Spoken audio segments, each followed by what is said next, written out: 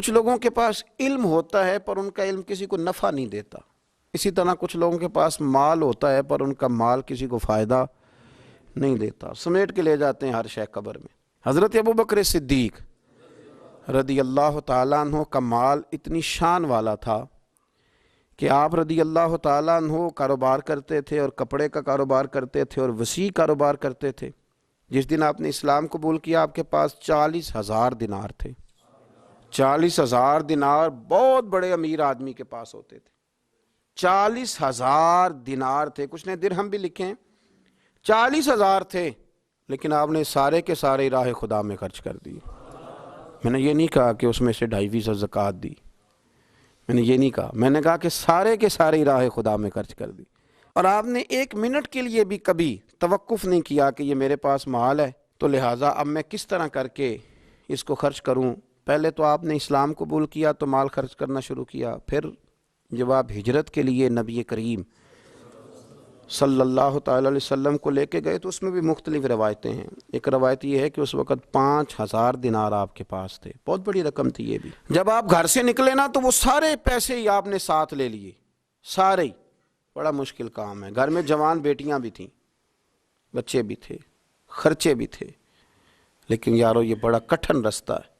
وہ سارا ہی پیسہ لے لیا اور وہاں پتھر رکھ کے نا چھوٹے چھوٹے، تو ان کے اوپر کپڑا ڈال دیا۔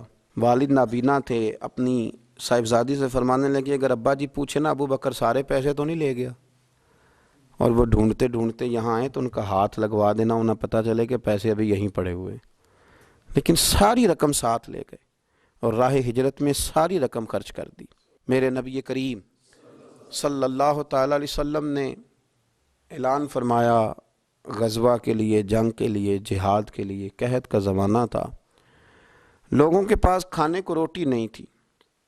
حضرت عمر فاروق فرماتے مجھے یوں لگتا تھا کہ ان دنوں سب سے زیادہ خوشحال میں ہی ہوں، تو میں نے اس طرح کیا کہ گھر کا سارا مال جمع کیا، تو وہ میں نے نا نصف کیا اس کو، آدھا، اور آدھا مال میں نے رکھ لیا گھر والوں کے لیے، اور آدھا مال پھر میں بول رہا ہوں 2.5% نہیں 50%۔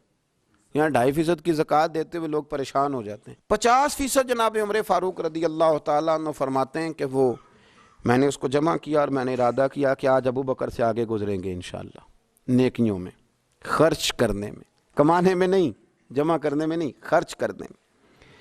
فرماتے ہیں جب وہ میں مال لے کے نبی کریم کی بارگاہ میں گیا تو میں بڑا مطمئن تھا کہ آج میں آگے گزر ہی جاؤں گا، لیکن جب میں نے نظر اٹھائی تو میرا رنگ بدل گیا، میرے پیچھے پیچھے ابو بکر صدیق بھی آئے، اور فرماتے ہیں میں نے اس مرد درویش کا رنگ بدلا ہوا دیکھا، سر کی ٹوپی بھی اتار لی، پیروں کے جوتے بھی اتار دیے، وجود کے کپڑے بھی اتار کے بوریے کا لباس پہن لیے، اور گھر سے سوئی دھاگا بھی اٹھا لائے۔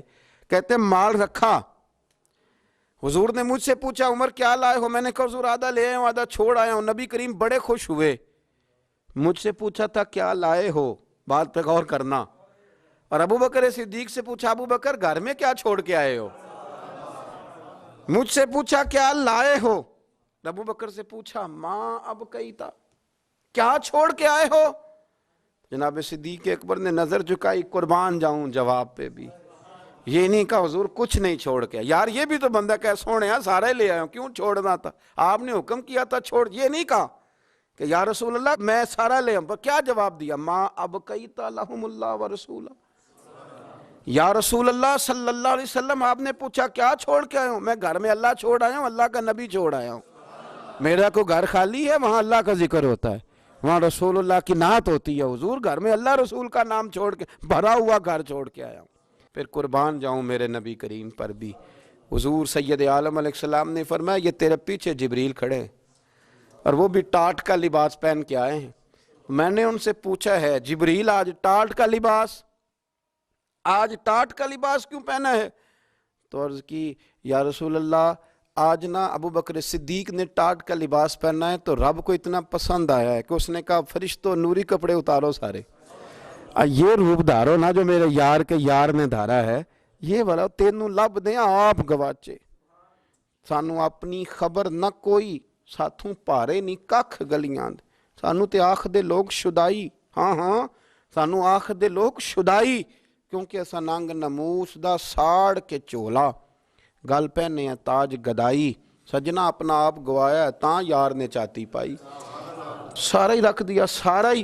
اور ایک جملہ امام سیوطی نے لکھا ہے جس پر وجد کرنے کو دل کرتا ہے، میں صحیح کہہ رہا ہوں، وجد کرنے کو دل کرتا ہے۔ امام سیوطی فرماتے ہیں کہ نبی پاک صلی اللہ تعالیٰ علیہ وآلہ وسلم نے کہا کہ ابو بکر میرا رب فرماتا ہے کہ تو سارا ہی لے آیا ہے اور ٹاٹ کا لباس تو نے پہن لیا ہے، تو رب فرماتا ہے کہ ابو بکر سے پوچھئے کہ ابو بکر اس حال میں اپنے رب سے راضی ہے کہ نہیں، اس حال میں راضی ہے کہ نہیں؟ تو صدیق اکبر کی تو چیخ نکل گئی، عرض کی یا رسول اللہ میں کہاں اور میرا رب کہاں؟ میرا اللہ میری رضا پوچھتا ہے؟ یا رسول اللہ میں اللہ سے بھی راضی ہوں، رسول سے بھی راضی ہوں، دین اسلام سے بھی راضی ہوں، حضور میں بڑا ہی راضی۔ اور میں نے یہاں ایک عجیب بات پڑھی، حضرت ابی بن کعب نے ایک دفعہ کہا تھا یا رسول اللہ میں نے سارا مال دینا ہے، فرمایا نہیں بھائی، چوتھا حصہ دے، 3 حصے رکھ لے۔ حضرت ابو لبابہ نے بھی کہا تھا حضور سارا مال پیش کرنا ہے، فرمایا نہ، تیرے بچے پیچھے فاقہ مرے، میں نہیں سارا قبول کرتا، چاہے دین کے، چوتھا حصہ دے۔ ان سے کہا سارا نہیں قبول کرنا، یہ سارا لائے تو ان کا قبول کر لیا۔ اور پھر لفظ ہیں بڑے خوبصورت حدیث پاک میں، نبی کریم علیہ السلام نے فرمایا، یہ ابن ماجہ کی روایت ہے، فرمایا مجھے کسی کے مال نے اتنا نفع نہیں دیا، کسے باشد، اللہ اکبر، فرمایا کسی کے مال نے اتنا نفع نہیں دیا جتنا ابو بکر صدیق کے مال نے نفع دیا ہے۔ گویا حضور فرماتے ہیں کہ یہ لے کے بھی آتا ہے اور اس کا مال ہے بھی بڑا برکت والا، جب آتا ہے تو پھر مزیدار بھی بڑا ہے، پھر اس میں نفع بھی بڑا ہے، پھر وہ کہیں خرچ کرتے ہیں تو اس پہ عطا بھی بڑی۔